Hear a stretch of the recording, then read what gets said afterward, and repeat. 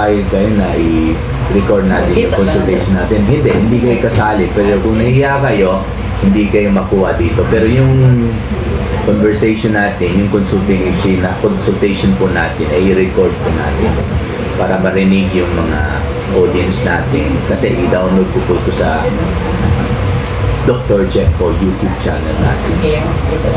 Para marinig yung mga iba tungkol sa mga sakit ng iba, para alam nila kung ano mga bawal. Ha?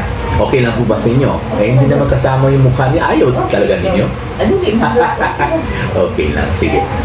So, ilan po ang sugar ninyo dati? Nag-8 man po. 8. 7.6 na po. Kailan po yung 8? Mga 2 months na siguro. 2 months. Okay. Nag-inom po kayo ng gamot? Anong mga inom nila ganito? Diet lang po kayo? Diet po. Pero wala kayo nainom na gamot para sa diabetes? Wala? Kuan lang do kan agad may oregano ay isa na kanang Yung mga herbal? Para sa akin po, if you ask me, wala talagang silbi yung mga herbal. Okay?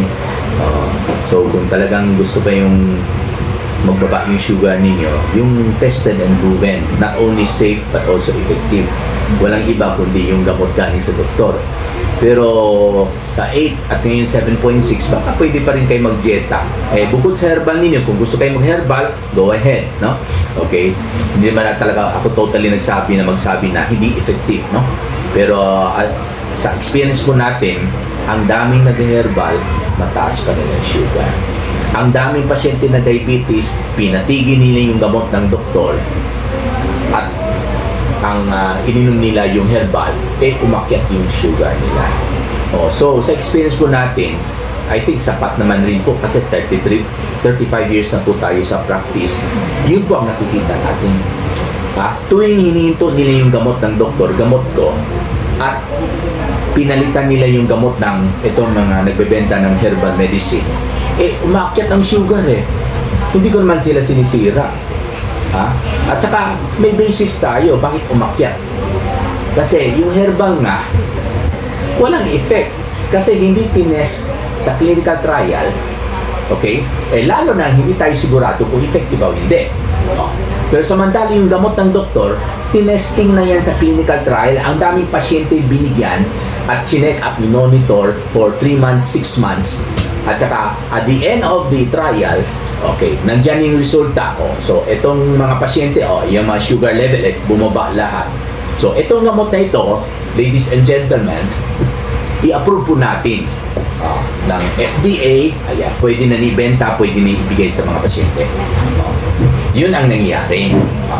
So, kayo, huwag kayo matakot sa gamot ng doktor. Kahit sasabihin itong mga nagbebenta ng herbal na, Mrs., ay, huwag mong inumin yung gamot ng doktor, Mrs., kasi synthetic yan delikado yung kidneys ninyo at yung atay ninyo. Pastilan. Sabi ko nga ba, di ba? Sabi ko nga clinically tested and proven to be effective na yan. Safe and effective. Gamitin po ninyo aming herbal. Yung herbal namin, natural. Walang side effect. Totoo po yan, walang side effect. Ang tanong natin, may effect ba yan sa diabetes? Ang sagot ko, zero effect. Kaya sa experience natin, pastilan. Bakit tinigil mo? O tingnan mo. So habang uminom ka ng herbal, mataas ang sugar ninyo. Anong nangyari sa kidneys mo? Di ba sisirain? Ngayon, medyo mataas na yung creatinine ninyo. Buti na lang mataas na yun kasi may pruweba na tayo na tinigil mo yung gamot ko, pinalitan mo yung herbal. Kaya tumaas yung sugar mo, kaya tumaas yung creatinine mo. Kung hindi natin pinakriya ngayon at binigyan kita ng gamot at nasira na pala yung kidneys niyo dahil tinigil mo yung gamot ko at pinalitan mo yung herbal for 6 months, for example, habang mataas ang sugar level niyo dahil ang herbal nga walang effect, sinisira niyo yung kidneys mo. Mataas yung creatinine mo pero hindi ko na-request yung creatinine. At nagreseta ako sa inyo ng parehong gamot. Bababa yan after 3 months. Pero pag pina-check ko yung creatinine mo, uy, bakit mataas? Siyempre, sisihin mo, baka yung gamot mo, Dok, ha? Hindi. tumaas yung kriya mo, during those 6 months na hindi ka nag-inom ng gamot ng doktor, pinalitan mo yung herbal, doon nasira yung kidneys ninyo. Hindi ko lang na-check agad yung creatinine ninyo nung bumalik kayo dito. Kasi sayang nga ng pera, puro laboratory. Kaya, yun. So, yung ibang pasyente, maniwala ka agad. Hala, bakit tumaas ang kriya ko? Eh, siguro, gamot ng doktor ang may dahilan nito. Eh, yun pala, hindi rin sila uminom ng gamot. Or, paputol-putol lang pag-inom ng gamot. Okay? So, I think, kailangan na kayo uminom ng gamot. Lalo na pag ang nanay ninyo, di ba? May diabetes, di ba? Ano pa ano? Si Madam Benita Alcano. So, it's about time na kasi from 8 to 7.6 pa rin. Kasi ang target po natin is less than 6.2. So, ang gusto ko is less or rather 5 to 5.5. Ha? So, 7.6 tayo ngayon, mga 2 points pa ang kailangan ibaba natin blood sugar. Ha? Yung creatinine ninyo maganda pa naman, walang problema. Yung triglyceride ninyo, taba ng dugo, mataas na naman yung triglyceride ninyo. Bad fat po ito sa dugo, bad fat. Masamang taba na nagsisirculate sa dugo. Eventually po, pupunta sa bilbil mo, pupunta sa atay mo. Yun ang triglyceride. Stored fat kasi ang tawag ng triglyceride. Pero before na-store sa bilbil mo or belly at saka sa atay mo, nag-circulate yan sa dugo. Kaya, na-examine po natin sa dugo. So, ang bad cholesterol ninyo, borderline. Okay? So, dalawa po problema natin, fasting blood sugar na 7.6 at saka yung triglyceride ninyo na 3.6. Okay, so, hindi lang po bawal ang mga matatamis, no? Pati ang mga matataba. Ha? So, as I've said earlier, eat 90% busog. Ibig sabihin, pag malapit ng busog, stop na. Kasi pag sumobra yung kinain mo, yung sobra na kinain mo, yun ang nagpapataas ng sugar. At saka yung sobra na kinain mo, mag-convert to triglyceride. Yung kanin, gamitin yan ng katawan ninyo para maging triglyceride niya. Sobrang kanin, sobrang kanton, sobrang pizza, sobrang soft drinks, sobrang red wine, magiging triglyceride yan. Okay? Yung triglyceride, ayan, mataas. At pupunta yan sa bilbil at saka sa atay mo. Kaya malaki yung bilbil mo dahil sa stored fat or triglyceride at saka I'm sure may fatty liver po kayo. Ha? Pero anyway, gamutin na lang natin yung blood sugar ninyo at saka yung triglyceride. Yung bilbil naman po ninyo, sunugin po natin yan sa pamamagitan sa walking exercise. 1 hour before breakfast, you walk 1 hour before. You walk for 1 hour before breakfast. 30 minutes before lunch. 30 minutes, you walk for 30 minutes before lunch. And you walk for another 30 minutes before dinner. Okay, with an empty stomach, ha? Pero, 2 glasses of water. So, it's not anymore empty. So, bago kayo maglakad, uminom kayo ng 2 basong tubig para ma-replace kaagad yung pawis ninyo habang naglalakad po kayo, ha? So, mag-start na po tayo ng gamot para sa sugar po ninyo. Yung maintenance na lang, Dok, or parang maintenance na ito. Pero may pag-aasa pa siguro na tanggalin natin pag talagang bumababa na masyado yung blood sugar ninyo. Pag talagang nagjejeta na po kayo. Para sa akin po, pwede pa man siguro walang gamot. Magjeta lang po kayo. Pero ang problema is medyo matagal na ito eh. Palagi na lang mataas eh. Okay? So, kung talagang ayaw niyo maging maintenance ito, you have to cooperate with the medicine sa diet. So, 90% busog. Ang tanong ko lang sa inyo, madalas kayo sobra pa sa busog, di ba? Tama. Dili kayo. Pero palagi kayo nagbaburp, di ba? Pagkatapos kumain. Nagbaburp kayo, di ba? Kung maglaba ko, Dok, suka ang tubig. Okay.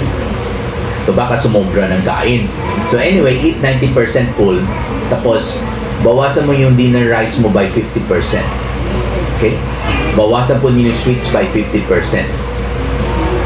Kung dati, uminom talaga kayo ng juice ng 1 baso, ngayon kalahati na lang. Okay? At least that will help lower down your blood sugar. Ha? Pwede pa rin. Basta, bawasan mo lang. Okay. So anyway, basta siguraduhin po ninyo na huwag kayong magpabusog. Okay? Lalo na pag nagbe-burp kayo, ang ibig sabihin yan, 100% busog na yan, puno na yan. Kaya, yung hangin ng stomach, kasi ang stomach po natin may konting hangin yan eh. Pag puno yung tiyan natin, itulak ng pagkain yung hangin paakyat. Kaya magbe-burp tayo. So pag nagbe-burp tayo, ibig sabihin yan, busog na tayo. Eh, hindi na po yan maganda para sa inyo. Kasi gusto ko po, huwag kayo magpabusog. Meaning to say, hindi dapat kayo mag-burp. Siguro, tinapero niya ko sa ulo. Okay. Maglaba. Magsapat ng tubig. Well, pwede yan dahil sa hyperacidity dahil ano man, late na magay kumakain minsan, di ba? Yun. So, uminom kayo na para sa sugar once a day for 1 month natin, titingnan natin. Ha? Okay. Pwede pa siguro natin mabawasan 1/2 tablet a day.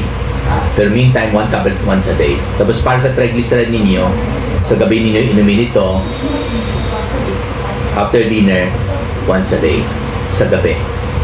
Ha? Okay? Alam mo naman yung para sa triglyceride ninyo, ang bawal. Sobrang kain. Although taba ang triglyceride, hindi ibig sabihin na ang taba lamang ang nagpapaakyat ng triglyceride. No. Ang kanin, although pure carbohydrate yan, nagpapataas ng triglyceride yan because part of the glucose sa kanin ay magiging part of triglyceride eh. Kaya pag sumobra yung kanin mo, magiging triglyceride. Yes. Even alak, red wine, magiging triglyceride ang ethyl alcohol. Kaya huwag kayong sobrang busog kasi yung sobra na busog, yun ang magiging triglyceride. Ha? So, bukod sa sobrang busog, sobrang kanin, okay, yung mga matataba ang bawal, no? Balat ng manok, balat ng isda. Malakas kayo. Dahil po dyan, pwede po tumaas yung sugar ninyo kasi yung total amount of caloric intake mo, kasama yung mga balat, yun ang napapataas ng calories mo. At pwede yun ang napapataas ng blood sugar mo rin. Kasi ang tagal sunugin yung mga calories ninyo. So pati yung calories galing sa sugar ninyo, hindi masunog kaagad yan eh. Okay? So bawasan mo talaga mga balat ng manok, balat ng isda, balat ng baboy, balat ng kambing, maulam katulad ng kilawin, puro balat ng kambing ang kilawin, balbakwa, balat ng yan, ng baka yan eh. Dinuguan, mga laman loob, ang daming kolesterol yan. Mga bituka, ang daming kolesterol yan. Hindi yung kulay doon. Pero monggos na po, okay lang. Okay naman po. Actually, monggos po, uric acid lamang yan eh. Okay naman po ang uric acid ninyo. Okay lang. Ha? Okay, so morning po ang diabetes once a day, pero pwede na kayo mag-start ngayon kasi hindi kayo nag-inom kanina umaga. Well, normally sa libro, before meals. Pero hindi ko sinunod yung libro. Gusto ko after na lang. Kasi gusto ko, kumain kayo muna ng almost 90%, that's the time you take your medicine. Ayoko yung mauna yung gamot. Baka mamaya, mauna yung gamot, tapos yung pagkain nyo medyo contaminated, isuka mo yung kinain mo, yung gamot na una na na-absorb na, paano niyan? Babagsak yung sugar mo kasi wala kayong kinain o sinuka mo yung kinain mo. So, after meals na lang po. After breakfast, ang para sa triglyceride after dinner. Ha? So, after 1 month, pa-repeat po ninyo,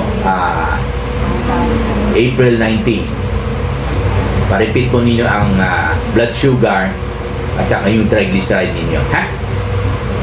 Okay? Okay, mga ikukuandaan doon. Oh, sure. Tapos, blood sugar at saka triglyceride lang. Masunod sa pinakang direct mo. Ayan, pwede rin yan dahil sa sobrang bigat ninyo. No, sa trabaho yan eh. Di ba sabi po niyo, may tindahan po kayo? At nangungumpra rin po kayo? So, syempre, ang pinaka number 1 kalaban po ninyo, walang iba, kundi yung katawan mo. Pag sumasakit ang paa, sisihin mo yung katawan ninyo pag malaki. Kasi yun ang nagpapahirap sa paa ninyo. Ang laki ng bilbil ninyo eh. So, kailangan eat 90% full lang para mabawasan ang lahat. Mabawasan ang bilbil mo, mabawasan ang timbang ninyo, mabawasan yung sakit ng paa mo ninyo dahil po ito dahil sa kabigatan ninyo. Mabawasan yung blood sugar ninyo, mabawasan yung triglyceride ninyo. Ha? Okay? So, mukhang Parang, yun ang uso ngayon eh. Ang tawag yan is gluttony. Sobrang takaw. No? Although sinasabi mo na, kunti lamang kinain ko to, pero hindi ko alam kung nagsisinungaling ba yung bilbil mo or yung bibig mo ang nagsisinungaling. Ha? So, yan po ang ebidensya na overeating ka. Kaya ayoko na makikipagdebate pag nandyan yung ebidensya, oh. Ha? Okay? So, mukhang talagang nag-overeating kayo. Ha? Bawasan.